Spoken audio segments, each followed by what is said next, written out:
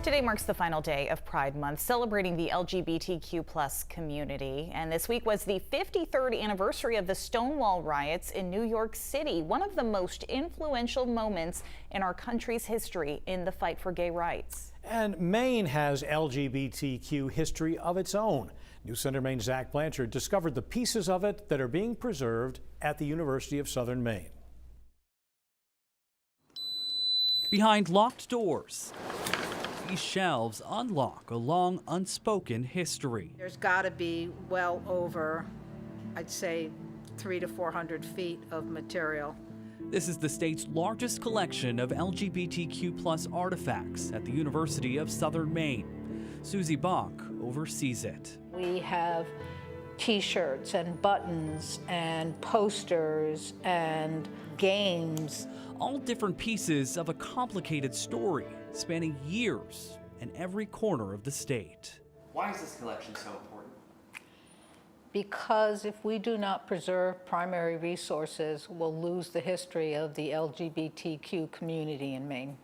From photographs of the decades-long fight to pass gay rights legislation in the state, to an answering machine that was used for a rural gay hotline based in Caribou, and newspapers created by gay and lesbian advocacy groups that became a lifeline for the movement.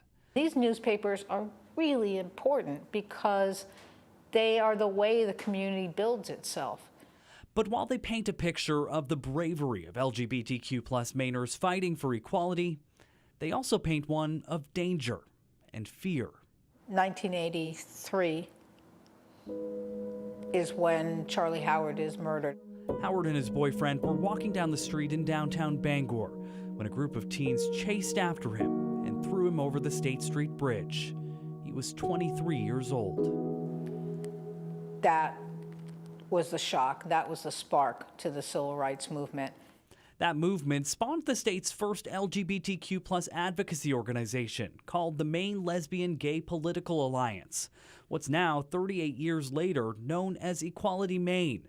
The group played a key part in passing Maine's first anti-discrimination laws and eventually legalizing same-sex marriage. This rich history is not meant to be locked away. It's meant to be shared. I think that there's a lot of work to do. I think educators need to figure out how to integrate queer history.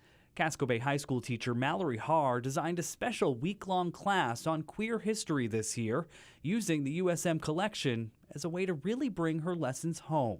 It was very heartening for the students. I think, they felt as if they are, even though they're 16 and 17 years old, they're a part of Maine's queer history. There are rights that young queer people today have that they wouldn't have if it had not been for the generations before them. And that's exactly why Bach says she's kept doing this work for the last 2 decades, preserving the past in the hopes of a brighter future. If we don't tell the history, then we are doomed to repeat it.